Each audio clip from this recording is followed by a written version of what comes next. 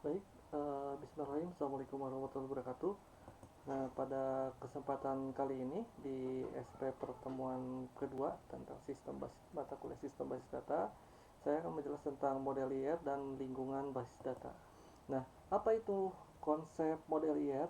Nah, model IR ini berisikan sebuah konsep model dari entity relationship. Nah, ditambah konsep-konsep seperti dari subclass, superclass, dan konsep yang berhubungan seperti spesialisasi dan generalisasi. Nah, generalisasi terus konsep lainnya di dalam model IR itu ada seperti kategorisasi gitu ya. Nah, model IR ini ada dibagi beberapa bagian seperti ada entity, bisa dibagi-bagi seperti white entity dan yang lainnya, komposit, terus untuk atributnya ada multi value, derived, terus untuk relasinya ada one to one seperti kardinalitasnya, one to many, many to many dan yang lainnya. Nah, menurut para ahli ini IRD atau Entity Relationship Diagram menurut Brady dan Lonam tahun 2010 ini merupakan sebuah teknik yang digunakan untuk memodelkan kebutuhan data dari sebuah organisasi. Nah, biasanya ini oleh sistem analis atau seorang arsitektur pembuat sistem informasi ini dalam analisis persyaratan sebuah proyek pengembangan sistem ini uh, seolah-olah menjadi sebuah dasar dari perancangan model database yang nantinya akan diterapkan dalam sebuah database. Nah, uh, sementara ini seolah-olah teknik diagram atau alat peraga ini memberikan dasar untuk desain database relasional yang mendasari sebuah sistem informasi yang dikembangkan. Nah, IRD ini bersama-sama dengan detail pendukungnya merupakan model data yang paling pada gilirannya digunakan sebagai spesialisasi untuk sebuah database. Nah, IRD ini atau bisa disebut juga sebagai Entity Relationship Model atau IRM ini merupakan sebuah model abstraksi konseptual yang merepresentasikan sebuah data. Nah, IRD ini mungkin sudah diketahui ya simbol-simbolnya seperti ada entitas, ini bisa disebut sebuah objek. Jadi apapun itu kalau bisa dibuat sebuah objek atau dibuat sebuah data, maka itu bisa disebut sebagai entitas. Nah, entitas juga ada jenisnya seperti weak entity atau entitas lemah. Nah, terus ada relasi ini seperti prisma, terus ada identifikasi relasi, ada atribut atau anggota dari sebuah entitas, terus atribut key atau primary key dari sebuah entitas atau pembeda dari sebuah data ke data yang lainnya dari atribut satu dengan atribut lainnya. Terus ada atribut multi value atau atribut yang bisa bernilai lebih dari satu. Terus ada atribut komposit, ini atribut yang memang bisa dibagi-bagi ya, data-datanya bisa dipecah-pecah gitu ya. Nah, terus ada atribut devariatif. Nanti kita akan jelaskan. Nah, notasi IRD ini contohnya seperti ini. Ada satu entitas ke entitas lain itu dihubungkan dengan relasi. Dengan hubungannya memakai kardinalitas bisa satu ke n atau satu ke banyak, banyak ke banyak atau satu ke satu. Nah, terus dalam entitas itu memiliki beberapa anggota atau atribut. Nah, ada sejumlah konveksi mengenai notasi IRD. Ini notasi klasik sering digunakan untuk model konseptual ya. Dari berbagai notasi lain juga digunakan untuk menggambarkan secara logis fisik suatu basis data gitu ya. Nah, yang tadi disebutkan yang pertama itu entitas.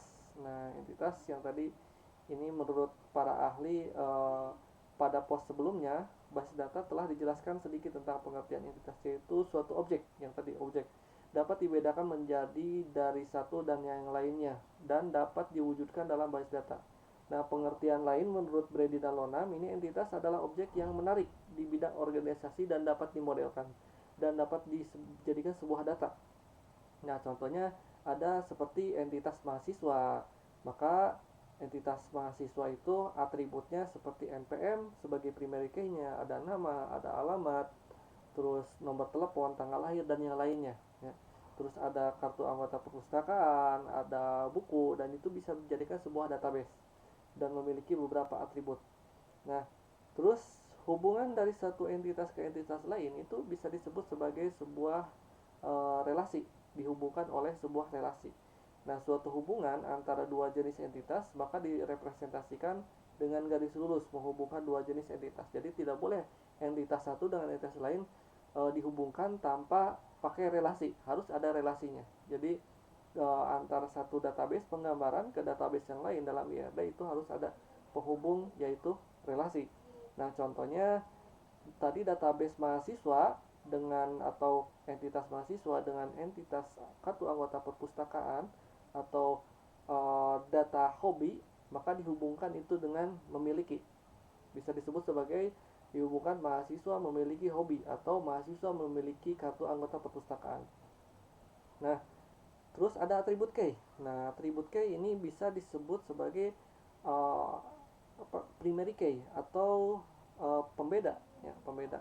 Jadi antara satu data ke data yang lainnya itu dijadikan sebuah nilai unik atau nilai yang tidak sama dari satu data ke data yang lainnya. Contohnya nama itu bisa jadi sebuah daftar nama mahasiswa itu banyak yang sama. Tapi kalau dibuat npm sebagai atribut key, maka itu adalah pembeda supaya tidak tertukar antara satu orang ke orang yang lainnya meskipun namanya itu sama. Nah, terus ada atribut simple. Nah, ini atribut simple bernilai atomik atau tidak dapat dipecahkan lagi. Jadi bernilainya cuma satu saja. Terus ada atribut multivalue. Nah, yang tadi disebutkan ini atribut yang memiliki lebih dari satu nilai dari atribut yang bersangkutan. Contohnya sebuah buku ini terdapat beberapa pengarang. Contohnya Badudu DKK. Nah, ini tidak satu orang pengarang buku, tapi kelompok pengarang buku. Terus ada atribut komposit. Nah, atribut komposit ini terdiri dari beberapa atribut kecil atau sub atribut. Contohnya yaitu nama. Nah, atribut komposit, nama itu bisa dipecah lagi. Ada nama depan, nama tengah, dan nama belakang. Berbeda dengan atribut yang memang tadi disebutkan, atribut simple. Itu tidak bisa dipecah, atomik. Nah, ini kebalikan dari simple komposit ini. Terus ada atribut devariatif. Nah, atribut devariatif ini harus disimpan dalam database X atau total atribut yang dihasilkan dari atribut lain, ya, atau suatu relationship. Nah, atribut ini dilambangkan dalam bentuk oval atau garis terputus-putus. Nah, terus ada kardinalitas atau relasi. Bisa satu ke satu, satu ke banyak, banyak ke banyak, dan yang lainnya. Bisa digambarkan seperti ini, ya, atau bisa digambarkan dengan angka 1 ke m atau yang lainnya gitu ya. Itu sama saja, ya, itu sama saja. Nah, contohnya relasi ini satu mahasiswa itu memiliki satu kartu anggota perpustakaan, satu mahasiswa memiliki satu npm, itu satu ke satu. Terus satu anggota perpustakaan itu bisa meminjam banyak buku, berarti satu ke banyak, ya.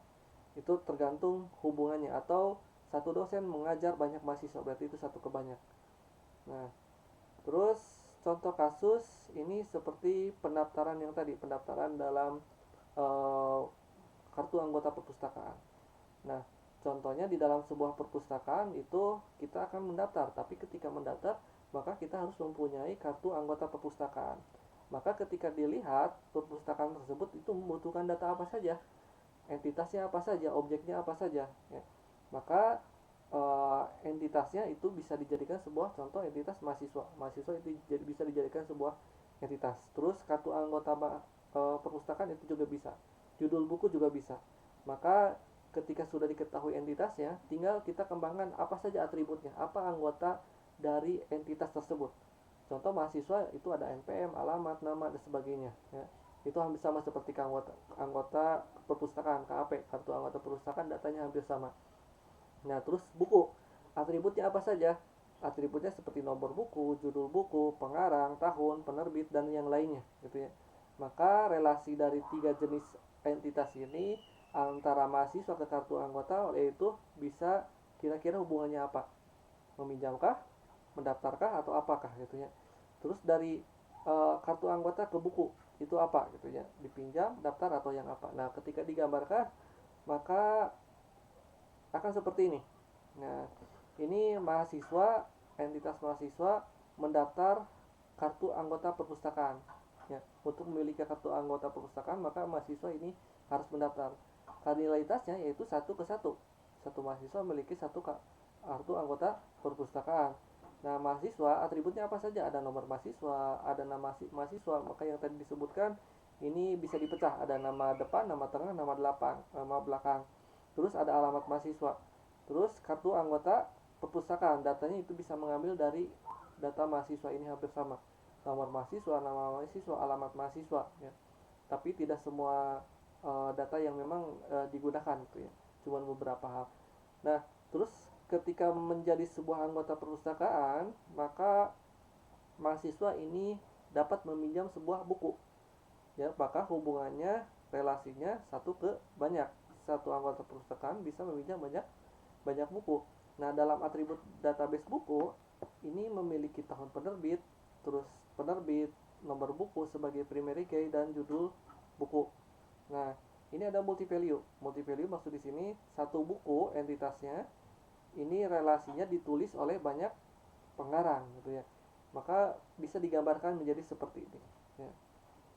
Nah, terus uh, kita lanjut ke arsitektur basis data. Nah, ini arsitektur basis data ini merupakan suatu kumpulan data yang tersimpan secara sistematik, di mana user dapat melihat data dan bagaimana cara user dapat melihat data tersebut. Nah, arsitektur ini berfungsi sebagai kerangka kerja atau framework ya, bagi pengembangan sebuah basis data. Nah, arsitektur level basis data ini ada seperti level external view, ada konseptual, ada internal view. Nah, pada internal view ini hubungannya bagaimana data itu disimpan secara fisik atau secara storage gitu ya. Nah, yang memang bisa dipegang ya secara hardware. Nah, ini levelnya bisa disebutkan sebagai level terendah dari media penyimpanan seperti dalam format byte gitu ya. Terus ada level eksternal atau view level, ini berhubungan dengan bagaimana itu data direpresentasikan dari sisi setiap user. Ini view level ini level user dimaksudkan dengan user bagaimana dengan user adalah seorang programmer gitu ya, atau end user atau database administrator. Ini beda-beda siapa pemakainya, dari mulai user, programmer, terus DBA dan yang lainnya. Nah, tugas programmer ini contoh bahasa apa yang digunakan ya, C kah, COBOL atau yang lainnya. End user ini bahasa query apa yang digunakan ya, sampai dan yang lain-lainnya gitu ya. Ini lebih kepada pemrograman ya atau perangkat lunak. Nah, terus ada conceptual view atau logical view. Ini berhubungan dengan internal dan eksternal level konseptual. Ini direpresentasikan seluruh muatan informasi yang dikandung sebuah basis data. Ini tingkatan ini bisa dilihat oleh user dan memahami oleh atau bisa dipahami atau mengetahui data oleh user. Jadi penghubung dari sebuah konseptual logical level ke physical level yaitu view level gitu ya. View level ini ditugaskan oleh seorang programmer, dari seorang programmer sampai DBA ya. Nah, terus arsitektur basis data ini ada dari tinjauan utama, ada tingkatan arsitektur adalah memelihara kemandirian data atau independence. Nah, berarti perubahannya ini terjadi pada tingkat yang lebih rendah ya. Ini dibagi dua jenis, ada physical independent dan logical independent. Physical independent ini datanya dapat diubah oleh DBA dan tanpa mengganggu konsep atau skema. Sedangkan logika independen ini skema dapat diubah oleh DBA tanpa mengganggu ekstra skema. Nah, ini contohnya, ini menambah, menghapus tipe record atau merubah format data untuk logikal. Kalau untuk fisikal ini seperti menambah indeks data, merubah penyimpan data, merubah organisasi gitu ya. Nah, ini untuk editing data. Nah, ada prinsip data independen. Prinsip data independen ini adalah salah satu hal yang memang harus diterapkan di dalam pengolahan sistem basis data dengan alasan-alasan sebagai berikut. Yang pertama, ini DBA atau database administrator dapat mengubah isi, lokasi, perwujudan organisasi basis data tanpa mengganggu program aplikasi yang ada. Jadi DBA itu harus tahu, mengerti betul struktur dari sebuah database. Jadi jangan sampai mungkin dia itu mengerti bahasa database tapi tidak mengerti arsitektur atau perancangan database, maka itu akan bahaya. Jadi dua-duanya harus mengerti denahnya kalau mungkin secara orang sipil itu ya, dan mengerti cara membuatnya. Nah, supaya apa? Supaya seorang DBA itu minim kesalahan, karena bahaya sekali kalau ketika seorang DBA melakukan sebuah kesalahan dan datanya hilang, itu sangat berbahaya. Nah, terus ada pabrik agent atau peralatan software yang pengolahan data. Ini dapat memperkenalkan produk baru tanpa mengganggu program aplikasi. Jadi kalau memperkenalkan, mencoba, tapi tidak boleh mengganggu program yang lain, ya, atau tidak boleh mengganggu program yang memang sudah ada. Nah, terus untuk memindahkan atau pengembangan sebuah aplikasi, entah itu updating, ya, maka database juga tetap harus harus diamankan, tidak boleh gagal, gitu ya.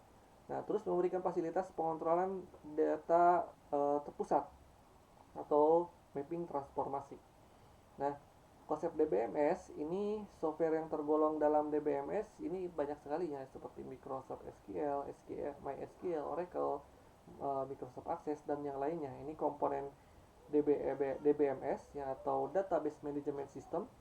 Ini merupakan paket program software yang dibuat untuk memudahkan atau mengefisiensikan pemasukan, pengeditan, penghapusan atau delete, update, dan yang lainnya untuk mengambil sebuah informasi database. Nah, komponen DBMS itu ada 4, jadi bisa disebut sebagai DBMS, software-software yang tadi di atas itu.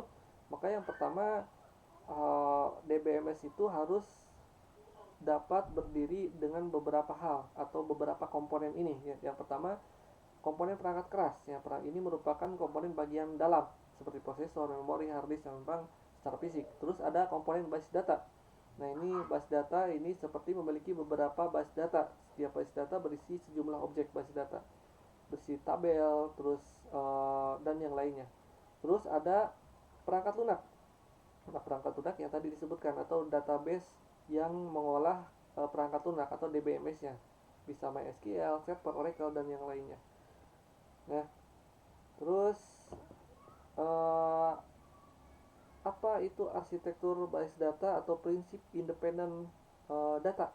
Nah, ini adalah salah satu yang harus diterapkan oleh seorang sistem data. Nah, ada beberapa alasan yang tadi, seperti DBA itu bisa merubah isi, lokasi, terus pabrik agent tidak boleh mengganggu aplikasi, memindahkan perkembangan program untuk memindahkan sebuah program atau updating, dan untuk fasilitas yang lainnya, ya. Nah, terus ada fungsi DBMS. Nah, ini fungsi DBMS pertama, bisa untuk beberapa fungsi DBMS secara garis besar, yaitu penyimpanan atau pengambilan atau perubahan data, ya. Ini DBMS harus menyediakan kemampuan penyimpanan, pengambilan, dan perubahan data. Nah, terus ada katalog yang dapat diakses oleh pemakai. Jadi DBMS ini menyediakan katalog yang diisi deskripsi item data yang dapat diakses oleh pemakai. Terus mendukung juga transaksi. Maksud di sini, DBMS menyediakan mekanisme yang akan menjamin semua perubahan yang akan terhubung dengan transaksi yang memang sudah ada atau sudah dibuat, dan melayani konkurensi. Maksud di sini menyediakan mekanisme basis data yang terupdate secara benar, gitu ya. Nah, beberapa pemakai melakukan perubahan basis data secara bersama-sama. Jadi, contoh, satu orang user ke user yang lain itu bisa mengakses atau menabung di satu bank. Satu bank, dan bank itu mempunyai basis data seolah-olah bersama-sama, gitu ya. Seolah bersama-sama meskipun tidak, tapi itu bisa dilayani secara keseluruhan, ya, secara keseluruhan. Nah, maksud di sini biasanya pakai sistem time sharing itu dalam sebuah jaringan, ya, dalam proses jaringan. Tapi kalau dalam database itu seperti seolah bersama-sama. Nah, terus ada melayani recovery. Ini menyediakan mekanisme seandainya data ini terjadi sebuah kerusakan atau korup, maka data itu bisa dikembalikan di recovery, ya. Terus melayani otorisasi. Nah, siapa saja yang boleh melihat data. Jadi, siapa saja yang wewenang mengakses data tersebut. Ini harus mempunyai sistem keamanan untuk otorisasinya. Terus mendukung komunikasi data. DBMS mampu mengintegrasikan software dengan software komunikasi, ya, dan melayani data independen. DBMS juga mencakup fasilitas mendukung kemandirian program dari arsitektur basis data yang sesungguhnya. Nah, Terus ada model data. Nah, ini model data merupakan sebuah cara yang menjelaskan bagaimana pemakai itu dapat melihat secara logik. Ini ada 3 jenis model data. Yang pertama ada model data berbasis objek yang tadi, itu entity relationship model ya. Terus ada model data berbasis objek, itu pertama ada model data semantik model. Semantik model yaitu penyajian data yang menggunakan kata-kata yang mengandung arti seperti model semantik. Nah, terus ada model basis data record. Nah, ini kalau yang tadi digambarkan secara skema, secara diagram, maka model basis data record ini digambarkan lebih kepada seperti tabel dan kolom ya. Nah, ini seperti model relasi model relasional model ya. Nah, terus relationship model ini bisa dibagi lagi ya. Jadi ada lagi model basis data record atau hierarki model tree struktur. Nah, model tree struktur biasanya dimodelkan untuk beberapa menu dalam sebuah situs ya, atau mungkin juga dalam sebuah handphone. Nah, itu contohnya universitas itu memiliki beberapa fakultas. Terus fakultas memiliki dosen dan mahasiswa. Dosen itu mengajar mata kuliah. Nah, ketika universitas mau mencari mahasiswa, maka cari dulu kode fakultasnya.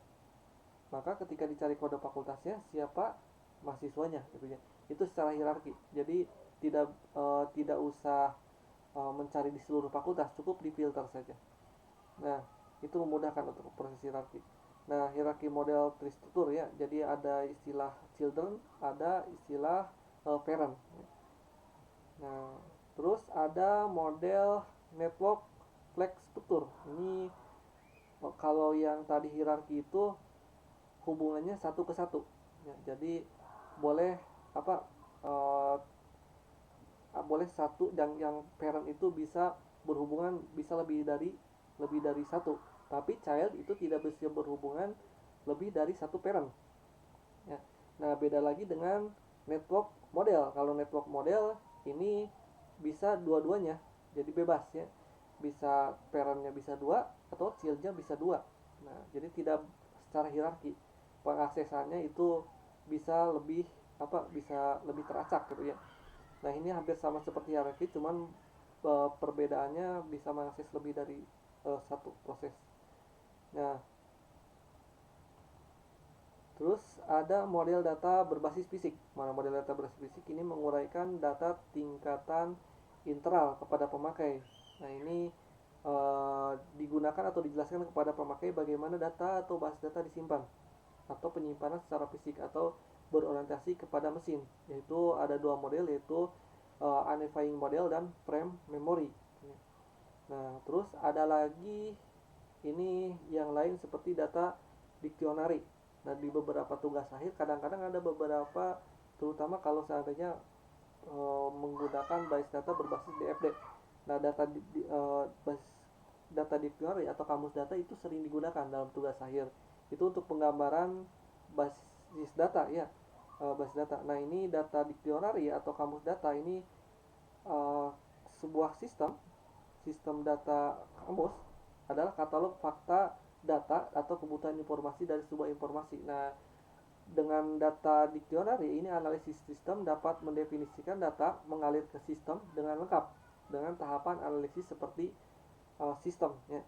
Nah, ini DD ini berdasarkan pada DFD yang tadi disebutkan. Jadi kalau seandainya tugas akhirnya menggunakan DFD, itu pasti ada data dictionary atau kamus data, kecuali menggunakan UML ya.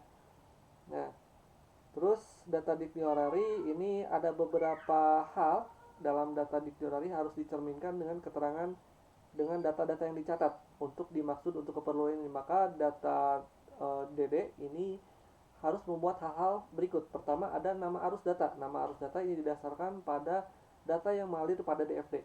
Terus ada alias. Alias ini adalah nama lain dari data yang dituliskan bila nama ini ada gitu ya, atau ditulis dengan data yang sama, mempunyai data yang berbeda gitu ya.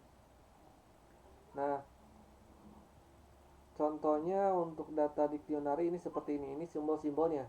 Jadi sama dengan itu bisa diuraikan atau bisa dijelaskan terdiri dari atau mendefinisikan atau diuraikan atau artinya. Terus dan ini hubungan dari satu isi tabel ke tabel yang lain gitu ya. Terus ada opsional, ini boleh ada juga boleh tidak. Kalau ini pengulangan, repeat, kalau ada tanda kurawal. Kalau ada kurung kotak, ini memilih salah satu jenis atau alternatif ya. Atau bisa disebut sebagai decision ya. Nah, terus ada komentar ini atau tanda bintang. Terus add ini adalah identifikasi dari primary key atau atribut kunci ya. Terus kalau ada tanda pemisah, ini adalah jumlah alternatif yang dipelihara oleh simbol. Nah, contohnya ini seperti ini. Nah, ini kita bisa membuat sebuah kamus data dari sebuah formulir. Nah, sebuah formulir boleh dari sebuah formulir, boleh dari sebuah database, kita bisa dijadikan sebuah kamus data. Contohnya ini adalah sebuah formulir nama tarian. Nah, kode tarian ini memiliki 4 kolom.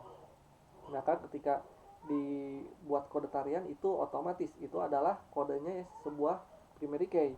Maka di dalam sini nama tarian plus nama tarian sama dengan kode. Jadi ini adalah database nama tarian, terdiri tabelnya yaitu terdiri dari data kode tarian, terus nama tarian, asal tarian, lama tarian, dan deskripsi tarian.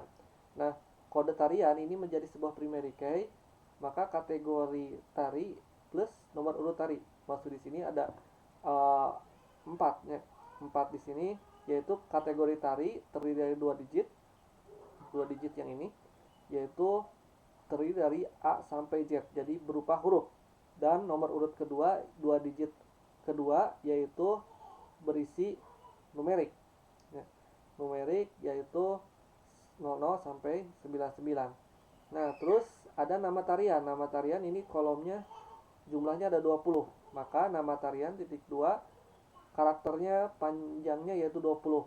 Berisi huruf semua dari A sampai Z. Jadi tidak boleh angka. Terus asal tarian ini 15 karena kolomnya ada 15 sama berupa huruf A sampai Z. Terus lama tarian ini ada 3 digit dengan ketentuan digit pertama itu jam dan digit kedua yaitu menit ya. Tapi untuk tarian jarang sekali berjam-jam gitu ya. Nah, lama tarian ini di kolom pertama 1 yaitu 0 sampai 9 dan kolom kedua yaitu karena menit yaitu 00 sampai 60 ya. Nah, deskripsi tarian ini ada 20 kolom sama A sampai Z. Jadi mudah sekali ketika membuat sebuah data dictionary. Baik, itu saja. Terima kasih atas kehadirannya. Wabillahi taufiq, wassalamualaikum warahmatullahi wabarakatuh.